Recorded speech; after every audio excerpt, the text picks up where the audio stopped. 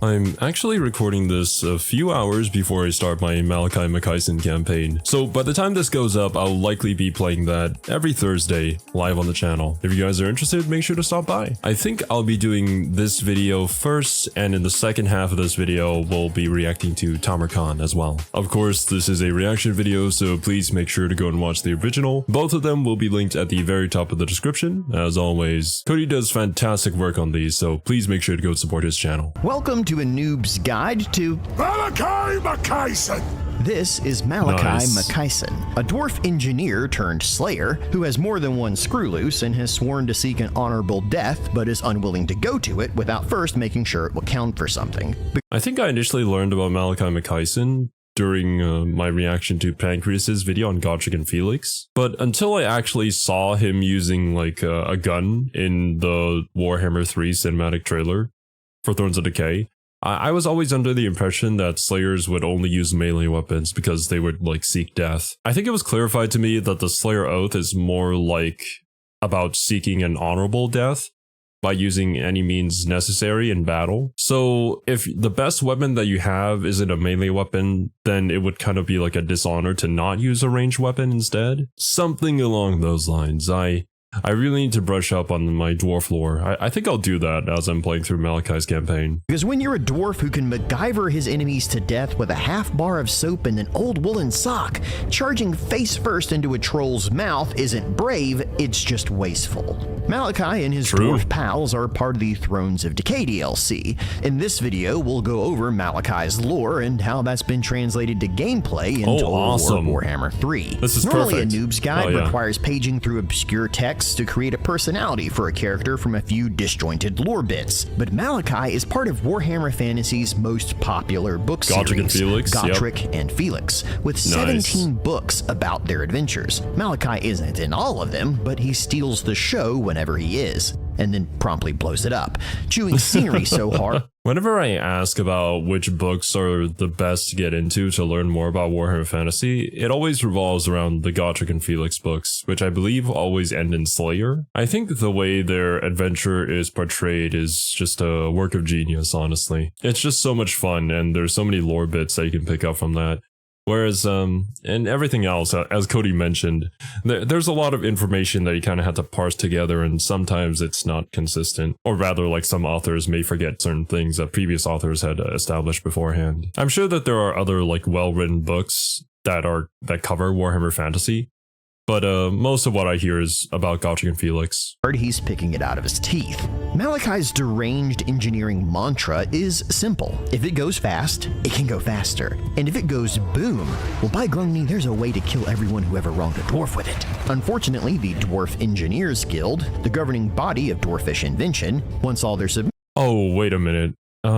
If I recall, Malakai's whole thing was that sometimes well, not sometimes. He made a ship called the Unsinkable and it sank. Or like he named things in the exact opposite way of what happened to them. So he's kind of been like kicked out of the Engineers Guild or whatever. Missions to have perfect blueprints, smooth lines, itemized budgets, and be surprisingly easy to masturbate to. As per their guild motto, Seek Instruus, Venient. Oh, baby, I wonder if that's the skill. Initially, Malakai stuck to the script with the guild, creating the rotating triple-barreled repeater he uses in-game. But it lacked punch, so he devised some deranged munitions for it to fire, inscribing runes onto bullets made from depleted gromril so anyone firing them can magically hit harder. With their increased range, he needed to see further, so he thought, why not invent a pair of scope goggles? And, you know, how about a special rocket-powered spanner to use on any stuck bolts that needed persuading?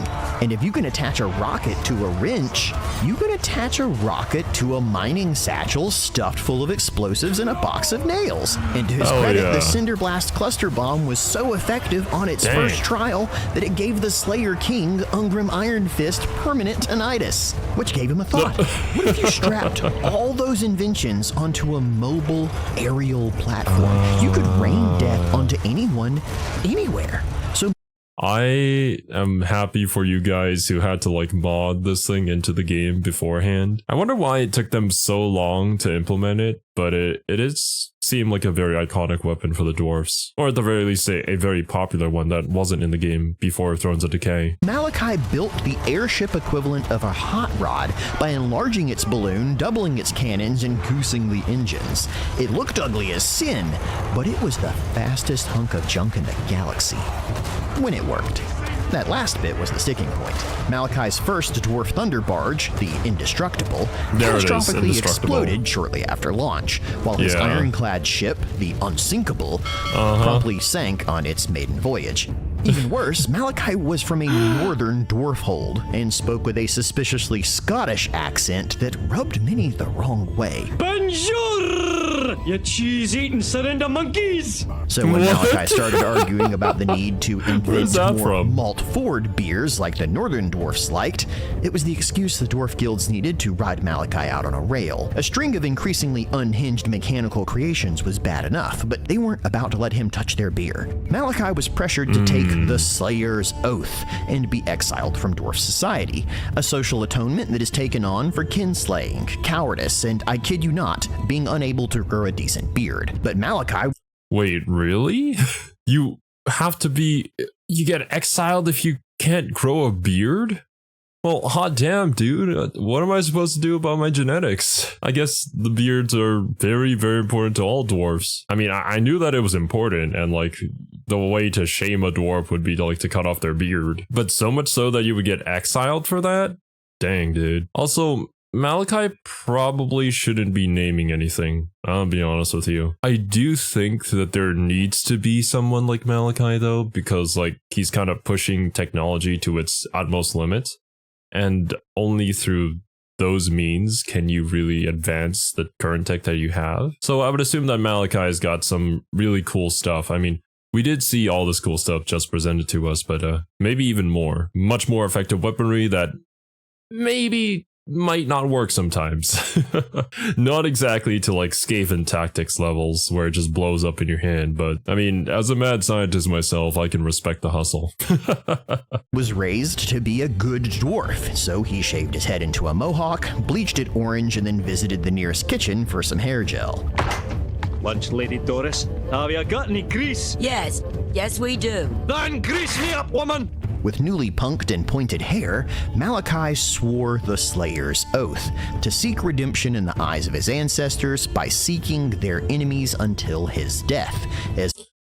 This is something that I had asked previously, and I'll probably have to brush up on my lore when it comes around to it, but like, I've always thought that you could make an argument to fight to your best ability would be to wear some armor. And I think there were Slayers somewhere that do actually wear armor, but I don't think it's a common thing, because like when you think of a dwarf Slayer, it's like 0 armor unit. Thinking about it, I think there was like some sort of oath or whatever, or promise, or the fact that you had to fight like a particular ancestor who didn't use armor, which is why they don't. But I could also be way off on this. There's so much lore that I go through, so I might mix things up a little bit here and there. Only that would forgive his shame.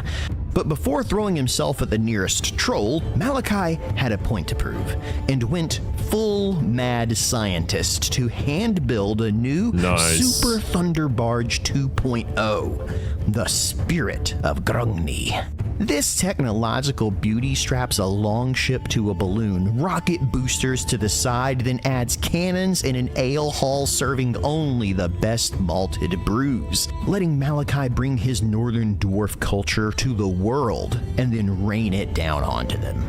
This home away from home lets you play Malakai like a dwarf horde faction. Everything you'll need for a successful campaign can be built on his ship. Slayers, drawn to this striking monument of assured death, can be recruited from the main building line, with the Nice. I think it's kind of like a hybrid kind of play style, where yeah, you can build things on your Thunder Barge, but you can also have cities and stuff.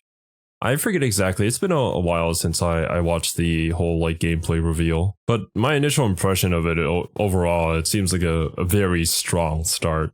and a very strong unit. Additional slots, adding engineering bays for onboard recruitment.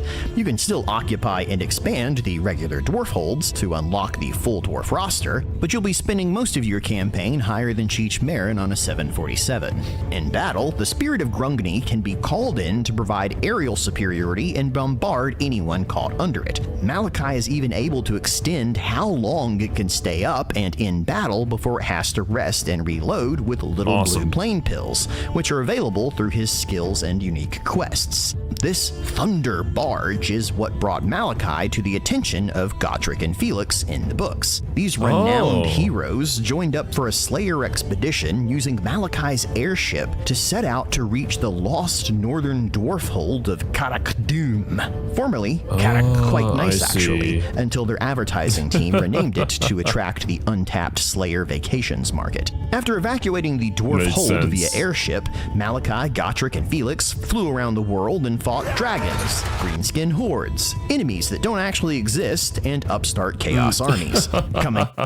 Enemies that don't actually exist, and we pan over to Skaven. Actually, now I think about it, I think it was mentioned before that dwarves do acknowledge the existence of Skaven.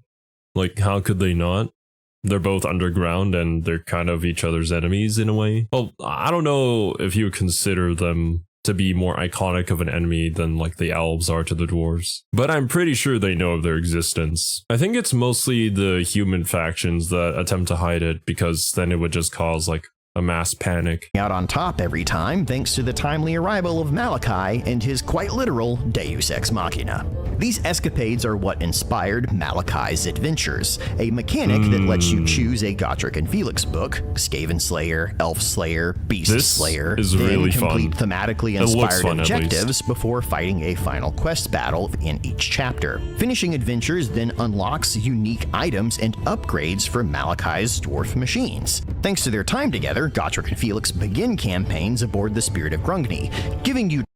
I'm going to guess that this can get absolutely busted, like mid-game to end-game. And I also wonder how long it would take to do all of these quests. Usually I only play campaigns up to short campaign victory because there's just so many factions in the game. And I do want to get to as many as I can, but I guess maybe it'll depend on what Malakai's short campaign victory is. Maybe it's to complete all of these quests, and we'll also have to see about their difficulty too. Turn 1 access to a dwarf who is so busy fighting demons he forgot to die during the end times, and his blonde buddy. Unlike other campaigns in Warhammer 3, Gotrek and Felix won't wander away after a set timer, though Gotrek will berate Malakai for not having properly sought out a Slayer death yet, like a boomer dad at the dinner table asking why you haven't had kids. Oh, dang, dude. I don't remember it very well, but I'm pretty sure that when the end times happened, Gotrek is still in AOS, but no Felix, right? Felix probably didn't make it, I'm assuming. Or maybe Gotrek is still searching for Felix. Because all I can remember about that is the fact that on the later books, there's only Gotrek on the cover and no Felix in sight. Malakai MAKAISSON finds himself stuck in a Slayer limbo, where he's far more useful alive. He won't run away from death, he just doesn't blindly pursue it either, because it turns out his unique talent for creating insane murder machines is highly prized across the globe. On the battlefield, Malakai is effective at range, and more dangerous than you'd expect in close quarters. His main role, though, is as a support hero, buffing the damage of nearby Slayers and war machines, including speedy reloads mid-battle. As a Slayer and an engineer, Malakai brings the best of both worlds to this DLC, and while the Spirit of Grungni is his baby, Malakai also brings thunder barges to the rosters of the unwashed, ungrateful dwarf masses. These flying fortresses have bomb racks, cannons, and grudge rakers mounted on the rails. They also sport oak paneling, brass fixtures, and a full beer hall to keep everyone aboard at the level of inebriation required to consider flying such a dangerous contraption in the first place. It's often overlooked that the Slayer Oath is a tiered process, with each step getting a bit tougher. Beginners fight trolls, and if they manage to kill one, advance to giants, then dragons, and finally demons.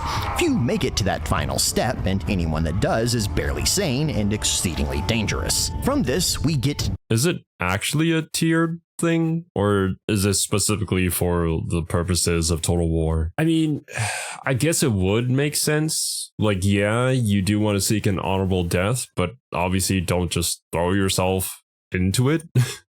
Like, if you can't fight a demon, then don't go and fight a demon. Just start small. At least be useful to dwarf society, right? Demon Slayers as the new generic Slayer Lord for dwarfs in this DLC, while Dragon Slayers are the generic heroes. Both are melee specialists who deal high damage and have the Worthy Foe ability, which increases melee stats when near something that inflicts terror in the world of Warhammer, which most often is talking to girls wearing deodorant and a short story about a female custodes. The Demon Slayer. Oh my. But that's actually pretty cool.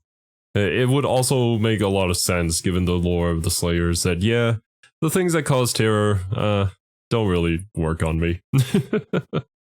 Because, like, what are you gonna fear if you don't fear death? Slayer Lord's stat line buffs nearby Slayers, even making them unkillable for a short time with the ability A Glorious Death, while the lesser Dragon Slayer hero adds an extra layer of specialization by being better at felling large entities, like, you know, dragons, and your mom. For new units, Malakai can recruit Nice one, Cody. We just had to sneak in a your mom joke in there, didn't we? But I forget, does it count units, well, when it's like anti-large, does it count units that are only bigger than a humanoid? Or does it count units that are bigger than a dwarf? Because if it counts units that are bigger than a dwarf, then actually, you know what? I think I'm gonna stop talking. My name's probably already in the Book of Grudges by now at this point. Oh, and speaking of, I think they made some changes to the Book of Grudges system as well. I forget whether or not it went over well. I think there were some people who liked the older system better, and some people who enjoyed the new one better. I guess I'll just have to try it out for myself and see. Because from what I remember, it was kind of similar to like the Golden Age system that we have in Civ 6, but there's probably more like different nuances to it. Boom Seekers, who take the Slayer Oath a bit more seriously, working themselves into a depressive rage before running at enemies with whirling axes on long chains like Kratos in God of War. They then spin around in a vortex of bearded death, gaining defensive bonuses. I apologize, I've never played God of War before, I just know about it. For each person they kill. Doomseekers are cool and all, but frankly, Malakai feels this is an outdated way of doing things. He could just put some axes on a conveyor belt, slap a crank on the side, and automate the whole process. The Goblin Vtuber chucks a flurry of axes to cut down targets, trees, and trolls alike. And as an added bonus, when it runs out of ammo, the Slayers manning it run into battle to do that thing they do. Thankfully, the Goblin Hewer has a short range, so they don't have to run very far after. Malakai's view on maybe not running to your death and instead finding a way to better serve dwarfkind is shared by the Slayer Pirates, who have all the benefits of being Slayers with the added pros of guns and parrots. And if that still isn't enough boomstick for you, Malakai begrudgingly admits that there's one invention he wishes he'd dreamed up first. Grudge Rakers. Yeah, the Grudge 12 gauge double-barreled Remington shotguns, Dwarf Guild, top of the line.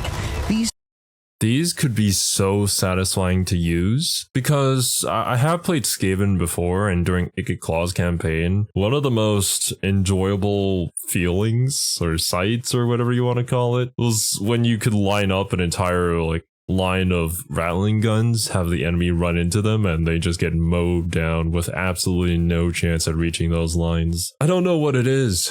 Maybe we all just have a sense of a need for destruction in ourselves, just deep down there. But these could be really, really good. Yeah, I gotta try them out. Sweet babies were made by master engineer Grim Burlockson and retail for around 850 gold in game.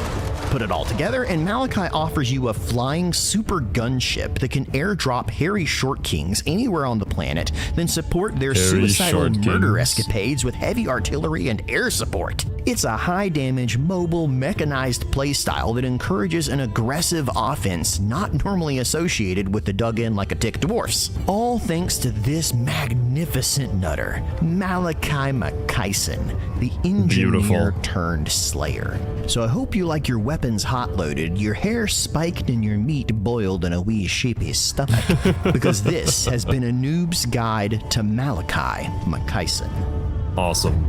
Thank you very much, Cody, for the rundown. Yeah, man, this just makes me even more excited to play MALAKAI later today. Now on to TAMURKHAN.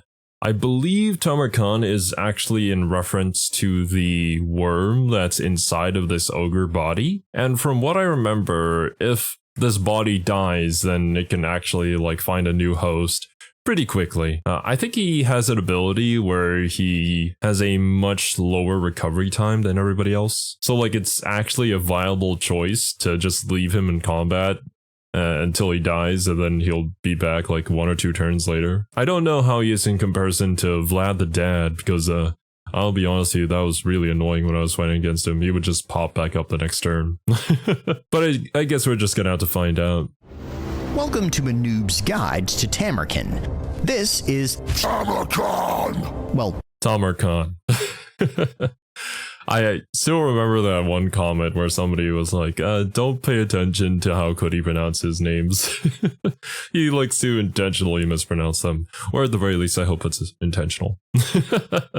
Not really. That's a rotten flesh puppet shaped like an ogre. That's TAMURKHAN. Oh my god. A mutant maggot that burrows into his victims and then pilots them around like giant meat mechs. So sit back and discover. Oh, is that like a death animation? That you actually see the worm pop out?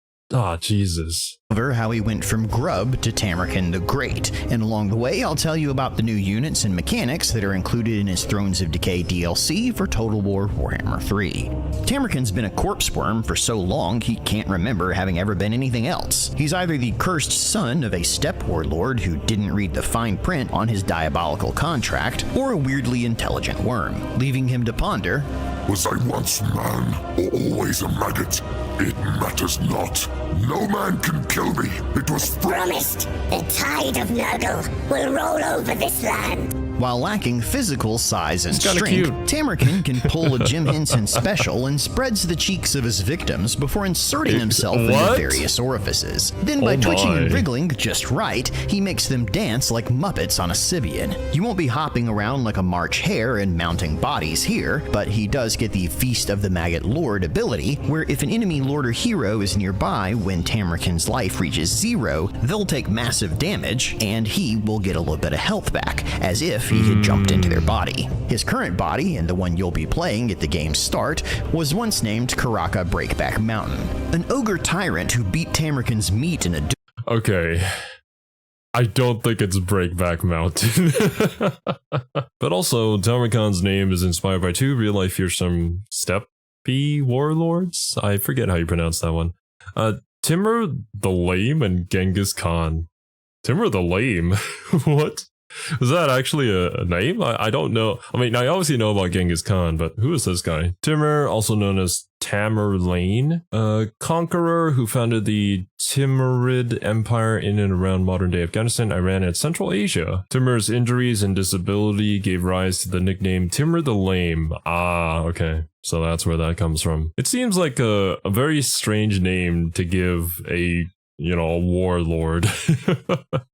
only to have the sweet smell of victory turn into the rancid taste of defeat as 12 inches of uninvited worm slid down his throat. His body combines all the defensive benefits of being a giant ogre with the healing and resilience of being a servant of Nurgle, making this mountain of diseased meat harder to beat than a Viagra-fueled diamond dick. When you're so obviously blessed or cursed by a chaos god, there is no question about your ultimate destiny. Every chaos worshipper wants to impress their patron deity enough to be granted apotheosis, to be elevated and transformed into immortal demons. But as this worm started at the bottom of the food chain, his hard knock life has given him the skills necessary to muster the chaos throngs. Something that I thought was really, really cool when his campaign got revealed was the fact that you could find all of these warlords and they would have their own armies and give your unique buffs to them, rather than, you know, just recruiting generic like Nurgle lords, which I think you can still do, obviously, but we get this extra flair. And I think there's this whole like loyalty system as well. Well, I don't know if it's more like loyalty. That's more of a Skaven thing, right? I forget what it was called exactly, but we'll probably touch upon it later in this video. Will and fortitude comparable only to the cockroach that he looks like. Starting at the far northern battlefield of Zanpaijan, you'll fight your way south to invade the Empire and raise the city of Nuln in the name of Chaos. Nuln was once the capital of the Empire and now is its manufacturing and munitions hub. That's where you'll join Tamurkhan in this DLC. I do know that's actually like a lore accurate campaign for him. Because even in the books, that's exactly what he did, invaded the Empire. And I think Elspeth gave the other legendary hero, dang, I forgot his name. But she gave him like an amulet that would explode upon his death, which was kind of like a surefire way to attempt to kill the TAMURKHAN whenever he popped out of his body. So they're just natural enemies, I suppose. South to invade the Empire like old people invading Florida for the winter. Even though Tamurkhan is a Nurgle race option, the game nudges you to use non-demonic units, with a roster that feels like a best hits mixtape of Chaos worshippers, thanks to Tamurkhan's Chieftains mechanic. You'll use his dominance resource to unlock Chieftains to join your horde, which is gained through beating up lesser tribes and generally throwing around your body weight like the overstuffed warlord Tamurkhan is. Each chieftain recruited adds new abilities and units to your army. Chieftains are counted as heroes, so you can mix and match them however you see fit or make a doom stack of diarrhea. You can also improve a chieftain's offerings by increasing their fealty, eventually leading to a final quest battle for each. Fealty is increased by taking actions each chief approves of.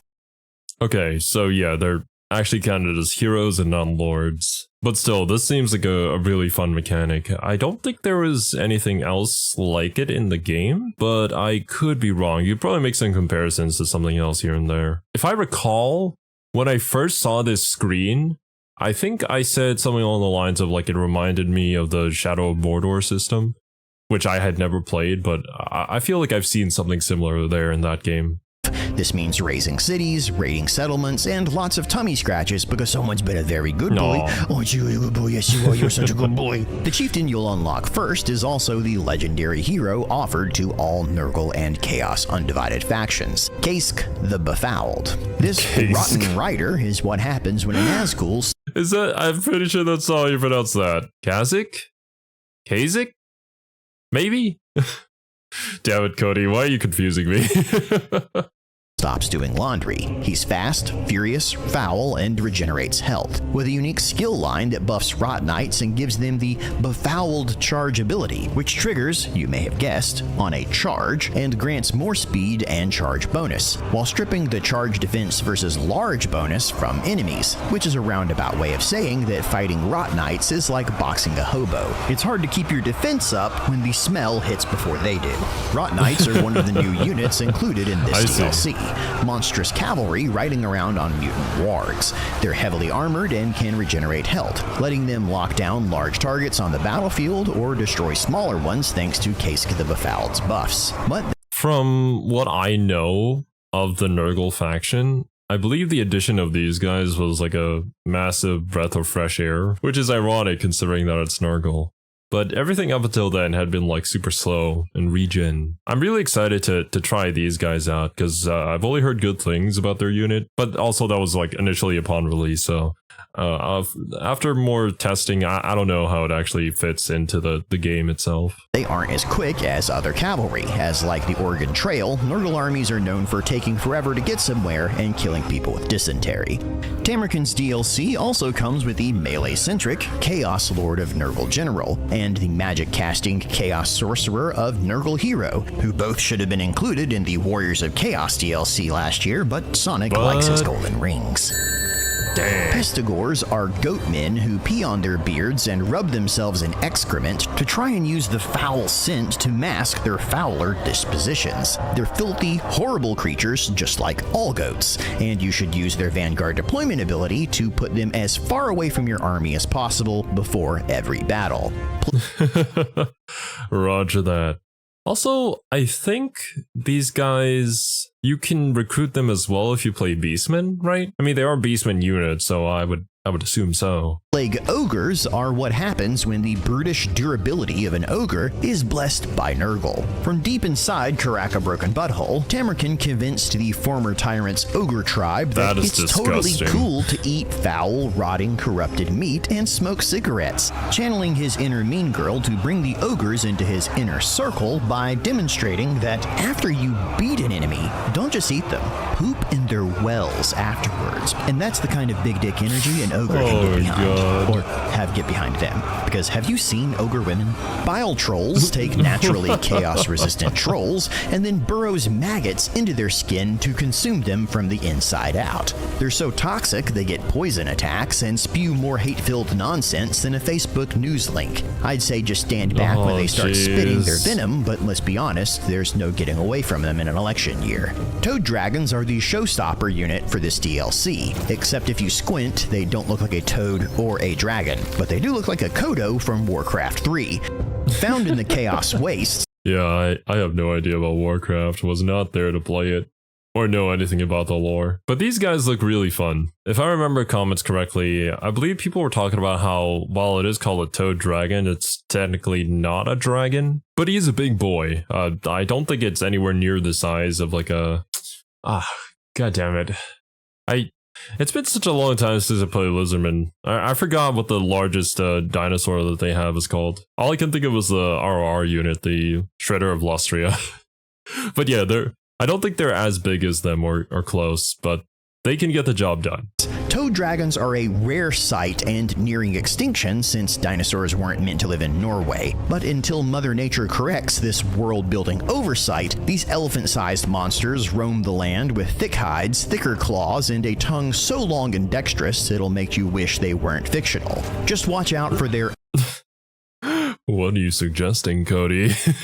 unspeakable foulness, an ability that lets them spew flesh-melting acid that burns anyone it touches so their skin slips off in sheets and their bones turn to jelly, which is one hell of a gag reflex. But as Tamurkhan can swap bodies at will, he felt it was worth the risk, and regularly mounts the largest toad dragon ever seen, Bubulos, your unique mount for his campaign. Bubulos? A name that I swear that I didn't add any extra syllables to. Writing atop oh, good. Why, Cody? Why? I guess we'll figure it out once we do play him. Bubulos doubles down on what Tamurkhan is already good at. His name is a reference to the bubonic plague, which killed 1/3 of Europe in the High Middle Ages, and is even less fun than it sounds, as hemp was only used to make rope. I mean, considering that it's the Nurgle faction, this just makes all too much sense. Being nigh unkillable. His ogre body isn't the fastest, and his toad dragon mount isn't either, but is a tanky, regenerating, hard-hitting unit in more ways than one. It doesn't really matter when you arrive, as he'll be the last one standing when he gets there. Now that you've got an idea of exactly what Tamurkhan was packing, you're likely wondering how he managed to get on with his invasion of the Empire and conquest of Nuln. The Epic of Tamurkhan is a hilarious, historically accurate portrayal of the pitfalls of ancient warfare, where a foreign warlord marches south with only a vague description of where he's going, recruits other tribes and cultures along the way, only to have never-ending problems with them, getting them to follow orders, stop fighting each other, or maybe not strip the countryside so barren it would make a lap dancer blush. Half of his invasion army was lost from guerrilla warfare with greenskins, dying from starvation crossing the mountains of Morn, or wound up as dragon feces during a side excursion into Cathay, where a literal meteor was dropped on top of them. But did that sounds like it didn't go so well, did it? Although considering the fact that there wasn't really a plan around it, I suppose this is just par for the course. Ultimately, we're here to cause chaos and destruction, so I guess we kind of did that, but we probably could have done it more effectively, that's for sure. those setbacks stop him? No, because Tamurkhan is the little chaos engine that could. When Tamurkhan's horde faced an actually disciplined army of chaos dwarfs led by Drazoth the Ashen, they beat the bovine enhanced stunties all the way back to their citadel, but then had as much chance of getting inside as a gigolo at a convent. Realizing that, hey, sieges suck in Warhammer 3, Tamurkhan cut a deal. They then celebrated their pact by forging Tamurkhan a noxious double-headed axe. Oh, wait a minute. I mean, there is a Chaos Dwarf chieftain for him, so that's probably from that pact and part of the lore there. And yeah, I remember back in the day when I was initially learning about Warhammer 1, 2, and 3, that the siege battles look like they improved a lot in 3, but after playing it myself, it gets a little bit boring. You can kind of spice it up on your own, but that doesn't really change the fundamental problem with it. And some of them are still very buggy. Called the Black Cleaver, which you can pick up in game. Freshly reinforced with a Chaos Dwarf mechanized division, when Tamurkhan finally did reach the Empire and his destination, his army struggled to even breach the walls of a guarded Imperial city, as every commander spoke a different language and had a different idea on how the assault should be carried out. So that when Mr. T did finally take the city, after an hours-long struggle worthy of a champion of Nurgle, he lifted his rotting arms to receive Nurgle's ultimate blessing, only to stand there with his arms outstretched like a moron until it looked so silly that he had to put them back down again. That's when a prisoner politely coughed and pointed to a sign with the town's name on it. He had invaded the wrong city. No! Unable to even scream in frustration as his jaw had Wait, okay. Let me know, is that actually the lore reason that he invaded the wrong city? or is Cody spinning it into a joke here? Rotted off by this point, Tamurkhan pointed a mutated arm that writhed with maggots towards Nuln and gurgled a roar of attack, because facing a demonically extended lifetime of adversity had taught him that he was Tamurkhan, not Tamurkant. And just like the common cold and that weak old burrito you found in the fridge, his onslaught will not be stopped. And now, neither can you, because this has been a Noob's Guide to Tamurkhan. That was awesome. Thank you very much yet again, Cody. You can find out what happens in the Battle of Nuln in a Noob's Guide to Elspeth von Draken, because only the darkest mommy ever dreamt of in Warhammer could stand a chance against the smelliest horde to invade the Empire, and its defense is really her story.